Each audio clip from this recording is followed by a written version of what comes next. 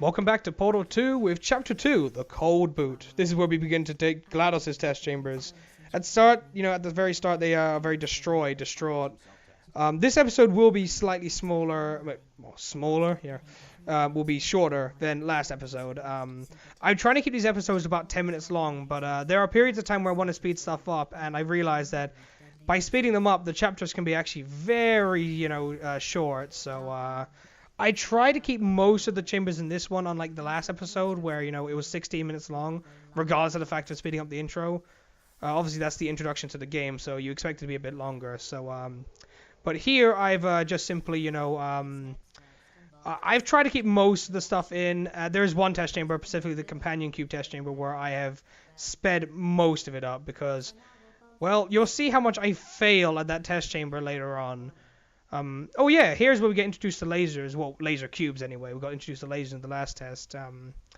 This game actually, introduces stuff very well. It introduces each mechanic bit by bit and teaches you the basic mechanics. I guess it's really designed for people who haven't played Portal, 1 before, as well as returners to Portal. People who have played Portal 1. I guess it's pretty the best idea because, when you're making a sequel to the game, you can't assume that everyone who's played the first game is going to have to play the second game.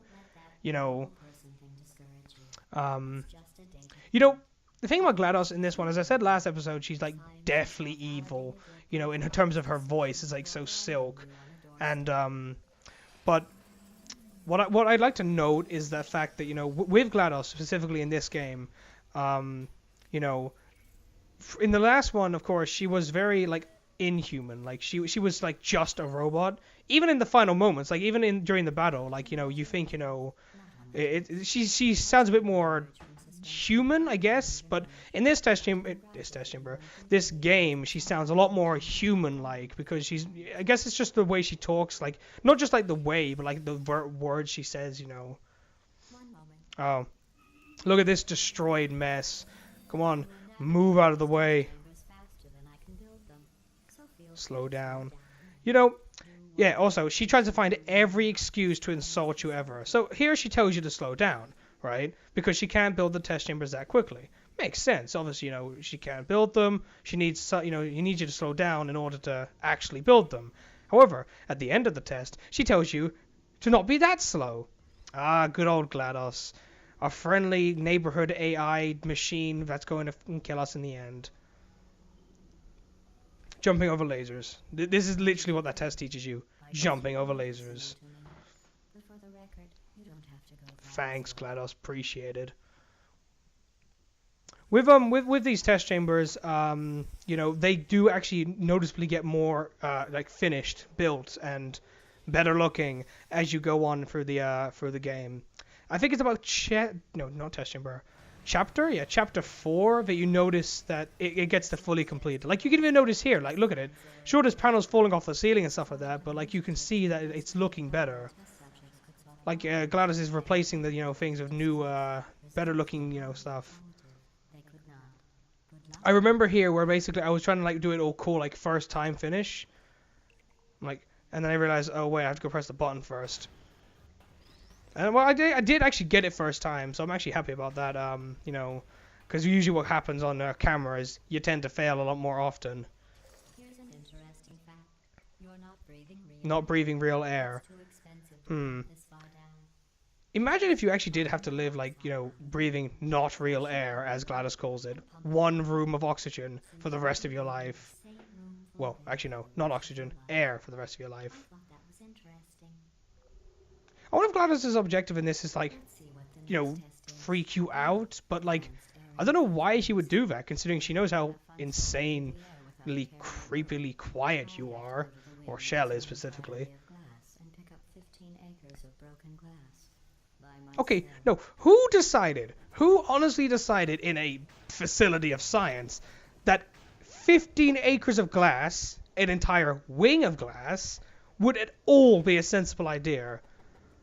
What if anything for example, the events of what just happened in Portal 1, the blowing up of the facility, who ever thought that was a good idea? Oh yeah. There's poor radio. I think the radio survived, actually. You don't have to Did the radio survive? I don't think it did. It's garbage. Save the CD. Press the button. Oh yeah, the CDs which are only ever useful in the co-op sections. Speaking of co-op, Shahar actually offered to do co-op with me. If you don't know who Shahar is, he's one of the developers in Sonic World. You know, we might actually do co-op one day, live commentary for the first time. Wouldn't that be great? I'm kind of thinking about it. You know, either not or doing it, You know, just because of the fact live commentary, because you know. A lot of the time I have to like, you know, record and then like cut and edit and stuff like that. So live edit, you know, live recording would mean that I'd have to like, you know, maybe cut out some of the audio like partway through to cut out loading screens and stuff like that. But I guess if the jokes are funny enough with what we talk about, maybe, just maybe, you'll keep a loading screen or two in. Oh no, not the loud noises. Oh, that startled me. I'm sorry. I don't know why that went off. Anyway, Justin. Oh yes, this is the test chamber of extreme fail. So I grab the companion cube and I'm like, well, of course, yes, there. I actually forgot about that. That happens. And then so I get the next companion cube, which comes down, and I think, okay, don't try grabbing it. I want to try pushing it. And this is when the failing begins. As you see, I speed it up massively because I don't know what I was trying to do here. Like, I mean, I thought I was trying to break the game to see if I could bring the companion cube with me. Should have known, though, they would probably plan for that. I fizzled that one too. Oh, well. Oh well. We have warehouses Ugh. full of the things. Absolutely worthless. I'm happy to get rid of them. Hey, look, it's Wheelie. Ah, there he goes. I think the funny thing about the companion cube in this game, compared to last game, is that it looks so different. And actually has like a little melody. If you listen closely enough, you can actually hear the companion cube like making a little song, which I believe is the ending song to the game. Like when you beat the game, like it's the song at the end. Not the credits song. It's the song just before the credits. Yeah, I think it is. Yeah, I can hear it. Yeah. Also, upside down hearts. That doesn't remind me of anything. By the way, this Saturday there's Undertale. Again, woohoo. And this is the triumphant of fail. Okay, so I thought, how do I get the companion cube to come with me? I thought I had to grab it. No, I did not have to grab it. All I had to do was go past the Emancipation Grill, which was broken, and see that the surface was not broken. The fact that there was a portable surface behind it allowed me to get it through. But nope, I'm so dumb I thought, you know, whatever. And of course, at the very end, it ends up breaking anyway. So what was the point to begin with? I love you. They are sentient, of course. We just have a lot of them. Wait, if they're alive, isn't that kind of creepy?